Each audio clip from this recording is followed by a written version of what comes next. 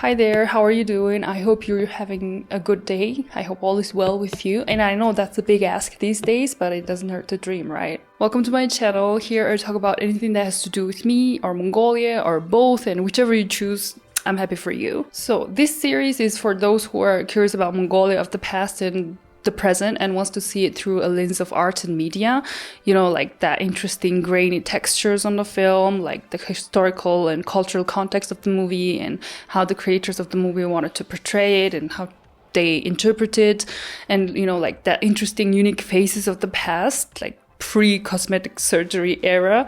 And you know, to me it feels like it's interesting to see new faces of the old, new faces of the past, because just, you know, we're so inundated with this image of perfect face, and like seeing different variety, different DEIs of face, like from the past, it's like interesting to me at least. And yeah, of course they're like lifestyle of the past. And if you're a person who's interested in those kind of thing, then welcome to Watch Mongolian Movies With Me series. And today's viewing is a movie called The Partner. And this movie was made in 1975. So I have reviewed over like a dozen vintage films of Mongolia, and like not one of those movies have been a movie where I had not seen a single second of. So when I heard about this movie, when I found this movie on YouTube, like I went in without knowing about the characters, about the plot, and that was pretty fun for me, and hopefully you'll feel the same too. So let's get into it.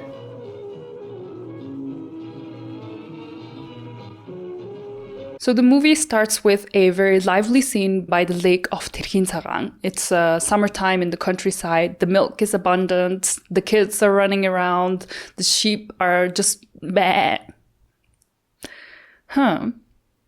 Okay, anyways, the nature is beautiful, okay? Trust me, I've seen it in colors. And not so frequently seen car drives into the place, and comes out of the car is this young couple from the city. And those are the main characters of our movie. Tumur is the male, Narang is the female. And they are romantically involved. And they are to spend the summer in Tumur's parents' place. Tumur's parents' place.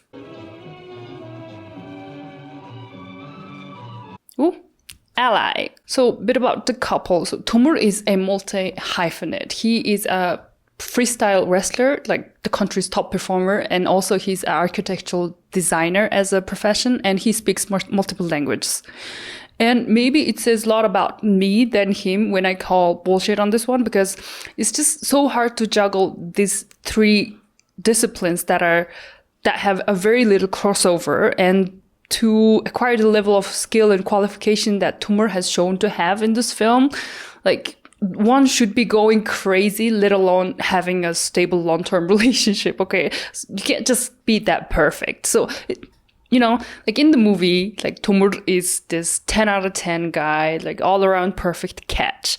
And his wife, so like it's not just dating, they're like married. His wife, Narang, she's also got like a lot going on for herself. She's actually a kindergarten director. So, you know, they are both very high achieving individuals, like yumps, the young Mongolian professionals. So, and the time of their visit coincides with the Nadam festival, which happens during July. And it's like a big thing for everyone here. It takes about 10 days to fully celebrate the holiday. Like you got the archery, people wrestling, horses are racing, like people are drinking, just a big festival. During this festival, Tumur and Tumur's father, who is actually a seasoned an experienced Mongolian wrestler, like, you know, gets matched against each other, and they kind of like wrestle, right? But of course, like, you know, that brittle old man stands no chance against this testosterone-filled, raging, virile man. It's just for a show. And the real purpose of them wrestling against each other is that to announce the fact that Tumur's father was officially retiring from Mongolian wrestling, which is good for him. Because like if he doesn't do that now, he's gonna have to retire his life on his next competition. And to also give the zotok shotak, which is a traditional attire of a Mongolian wrestler that has been worn by at least two very important people before, like his father and himself. And I don't want to mention the smell, but that is a big thing because it's like almost like a traveling trophy. It's from his grandparents to his father and now to Tumur himself. And Tumur will like pass it on to the next generation.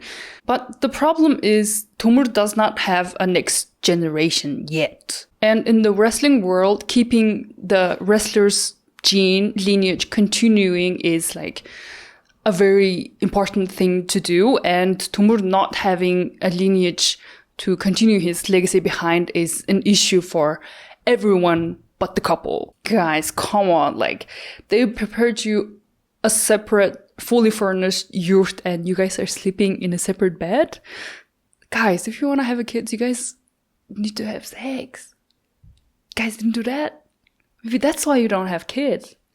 Like, whole neighborhood should be able to listen to you. Like, so anyways, they're, quite happy with each other, and Tumur does not rush to have kids. They just fully enjoy each other to the fullest. And also another reason is that Narang, she actually has a very critical heart condition that makes pregnancy very risky for her life. So they are waiting for her heart condition to get better, new advanced technology in medicine and things like that. They're just like in a waiting mode. The way he has no issue picking her up is crazy. Like, you see how smooth he was. It's like she was a feather.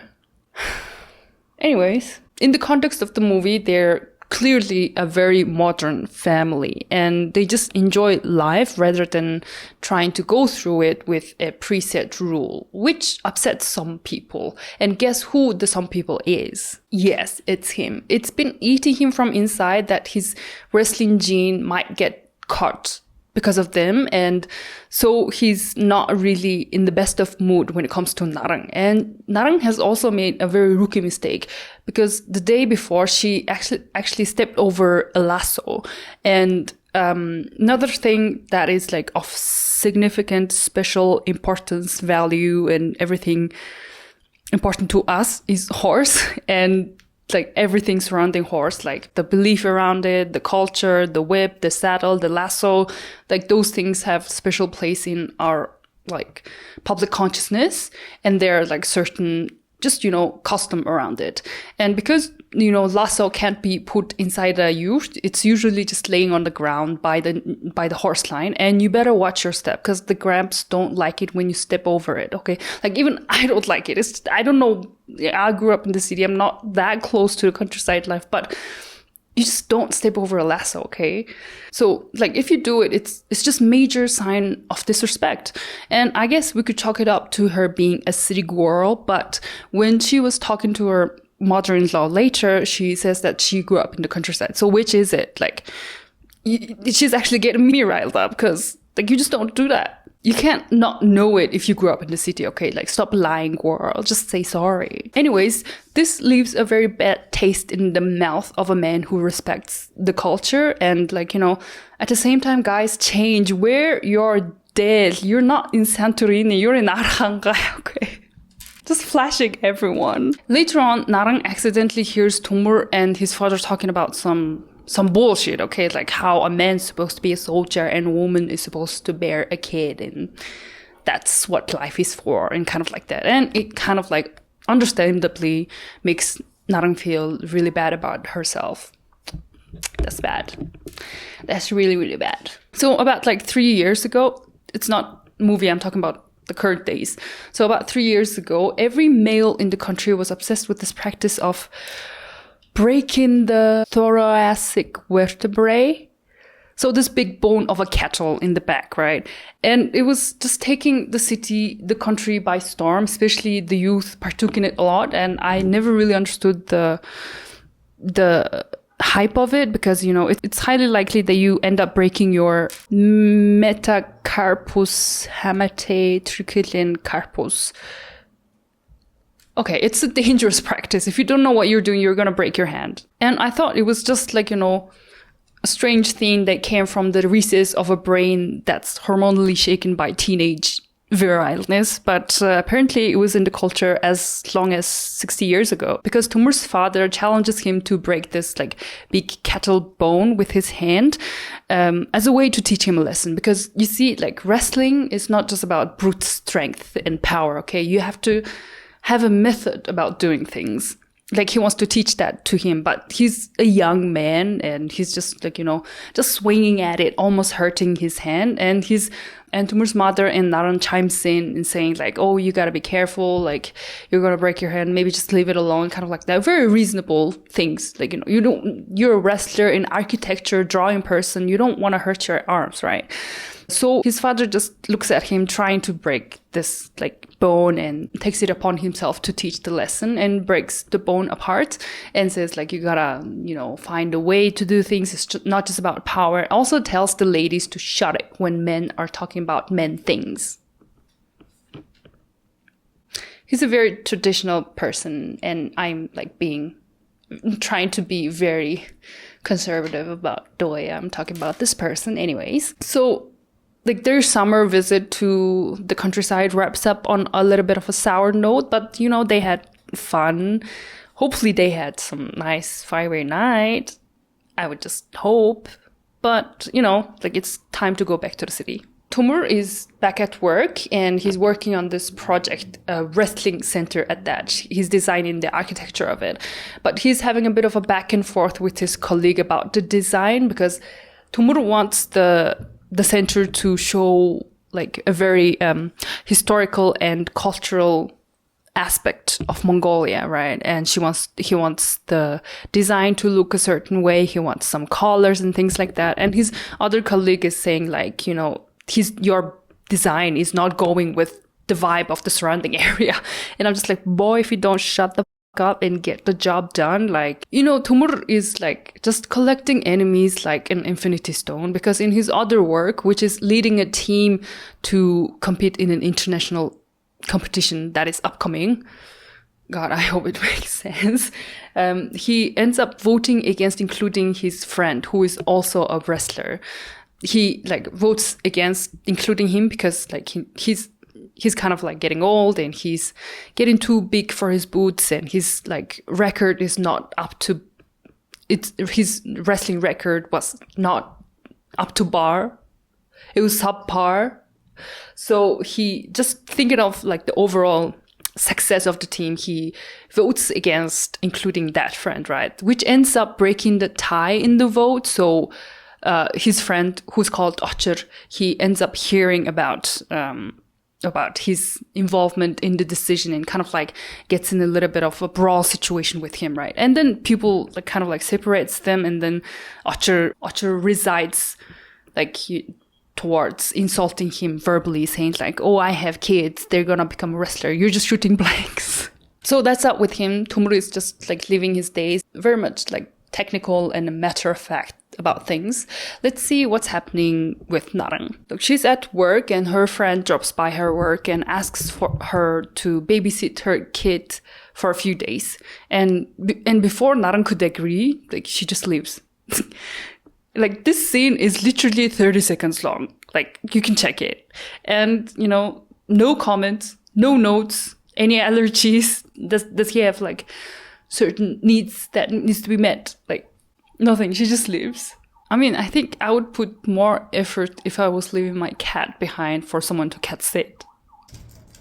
Hey, how are you doing? Hey, Thank you so much for taking care of her. You're doing me such a solid. yeah, no worries. Happy to help. I've cat sit before, so it's like not a big deal for me. Yeah, thanks a lot. So, like, there are like, just a few things that you need to know about her. Like, she's a bit specific. Tell me, it's fine. Do you want to grab a pen and paper? Pen and paper, of course. Have them ready. So, what do I gotta do for her? So, a few things about drinking. Okay. She drinks bottled water, new, has to be bought Right. like brand new. You open it and then pour it in front of her in her bowl. It's that way she drinks it. It has to be bought new every time. Yeah, and I have to pour it. That's right. in front of her eyes so that like she drinks, and she has a kidney issue. Right.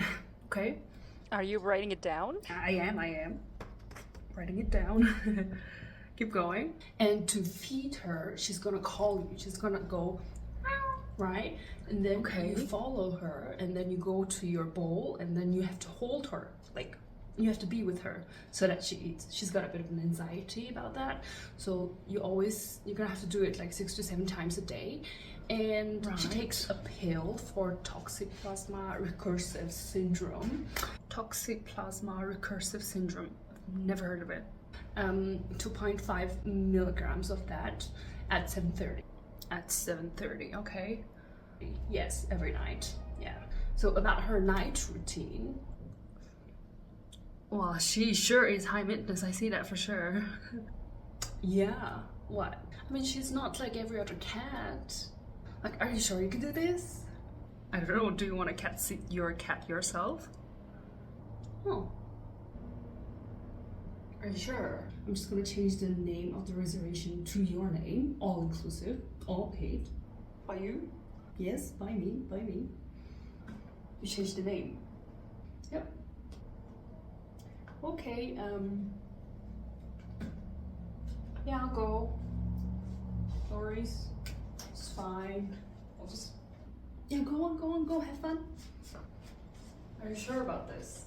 Bye. Yeah, no worries. We're gonna be okay. Have fun. Oh, I will. Don't worry. Okay, so for some reason, Tomur is actually thinking about leaving his wrestling career behind, which kind of like scares Narang because she knows that Tomur's father will accuse her for Tomur's decision. She knows that her father-in-law clearly does not like her, and the reason is because she's like not able to bear a child. But in the movie, Tomur never clearly states his opinion about not having kids. Like, he never directly addresses anything about it.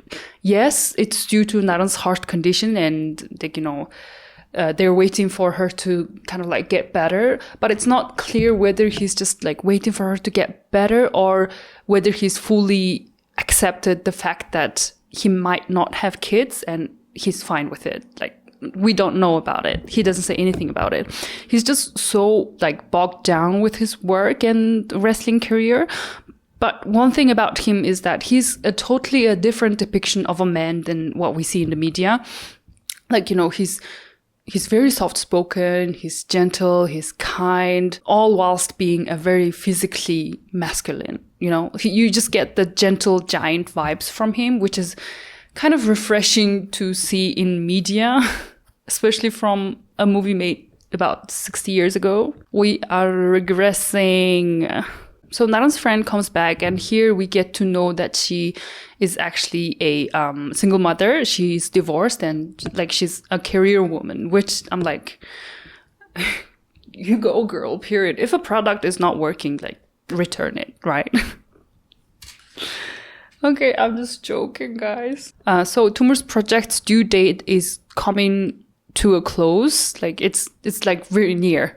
He has to get the job done quickly. And his boss, who is this absolute feminist icon, I can smoke in my office because it's my office, calls him into her office and like talks about and just like pressures him into finishing the project quicker in good quality, and also talks about whether he was like getting too big for his boots because they actually received an official complaint on him. And it's from Archer, we later get to know that, who has gripes with him since he was voted out of the team. And, I guess it's not the best thing to do from, like, Tomur's side, but Archer is not the cleanest of a person at all. Because, like, previously when he was at Tomur's house party, he was just, like, dancing and talking, being overly flirtatious with this woman and asking her number and all of that. And later on, he was caught having a dinner with this time very suspiciously young looking lady, all whilst having a family, like a kid and a wife kind of family. We're not really told what kind of thing he wrote in his complaint. Maybe it was just something along the lines of that Tumur should stay out of other people's business or something like that. Bit about Ochur is Ochur is basically the total opposite of Tumur. Like he's, a biblically accurate male. Like he's like very he's a wrestler that very masculine, he's very aggressive. Most importantly, he has kids, like bunch of them, and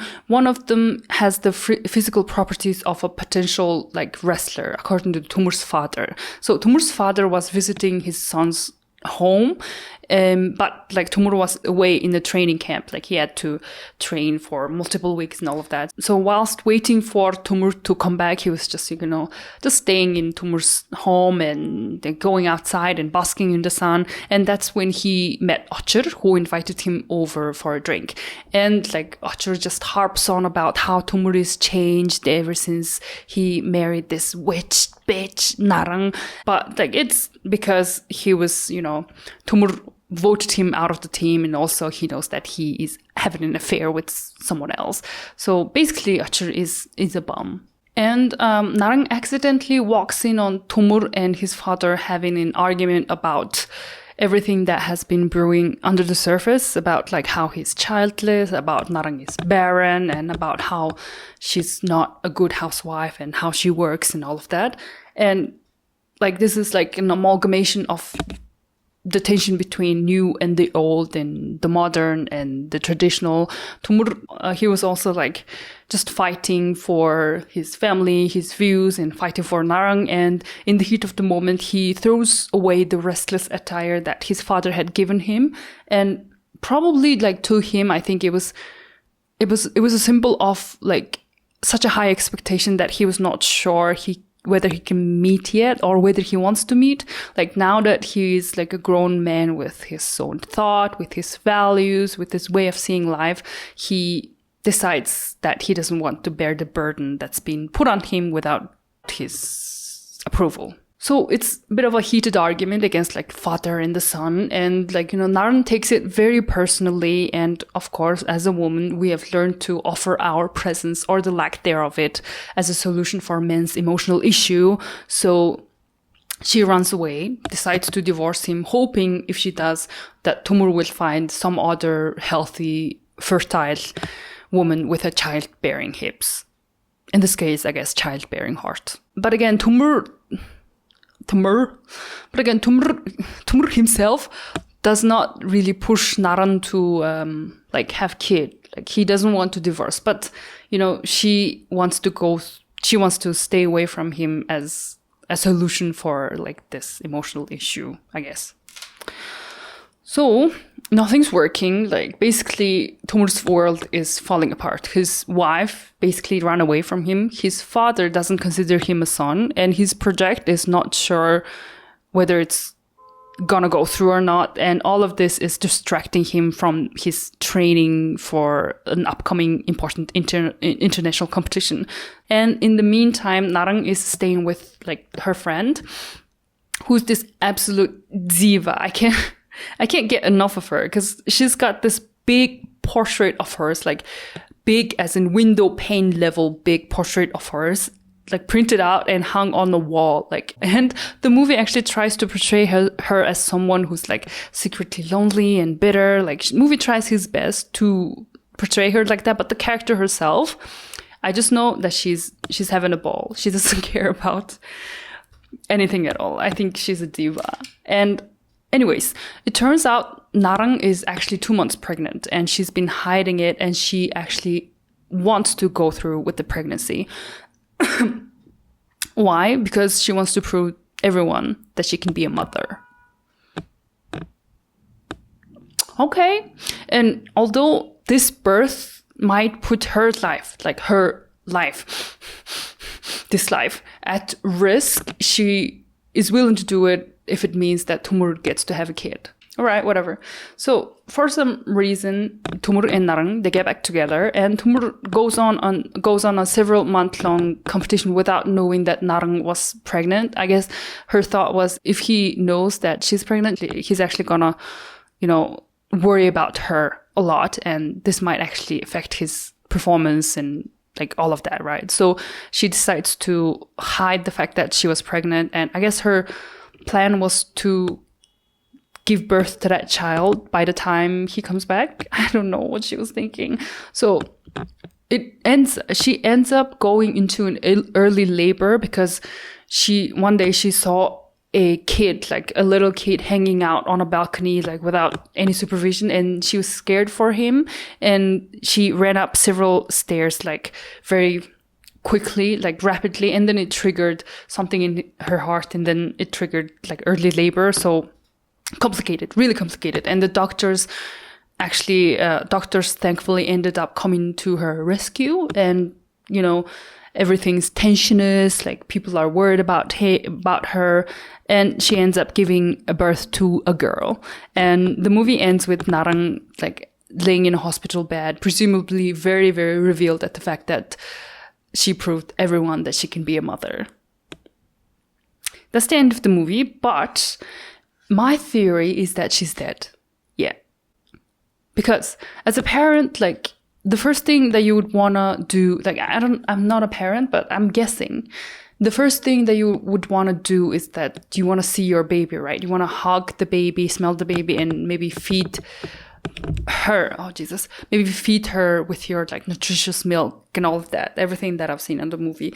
But, like, in the ending scene, she's just in this pristine white room alone, and the baby crying is heard from somewhere, like, but it's almost like as if it's from another dimension, as if through a veil between being awake and asleep. And Tomur is nowhere around. She's very much alone in this white ass room, and the camera zooms in on her whilst this almost eerie sounding soundtrack goes behind it.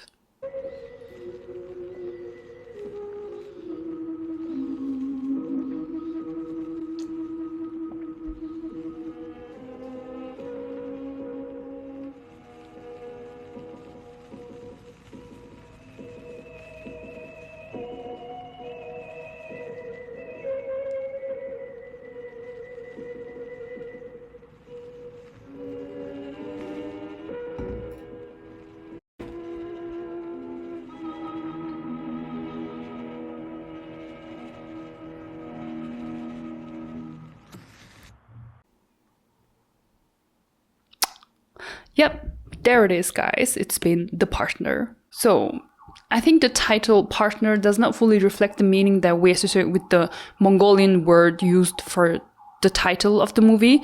The word is hen, right? And this word hen has more spiritual and emotional impact than a word partner, especially when it's being used as, like, a business partner, right?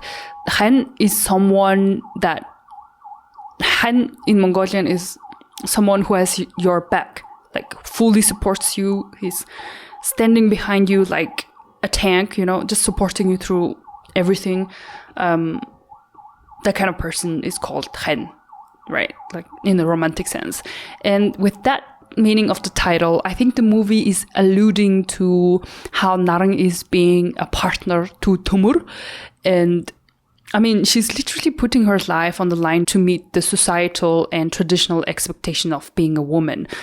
I mean, Tomur wanted to leave his wrestling career behind, like he was actually thinking about it, but that was because he wanted to focus on his career. He's something else, right?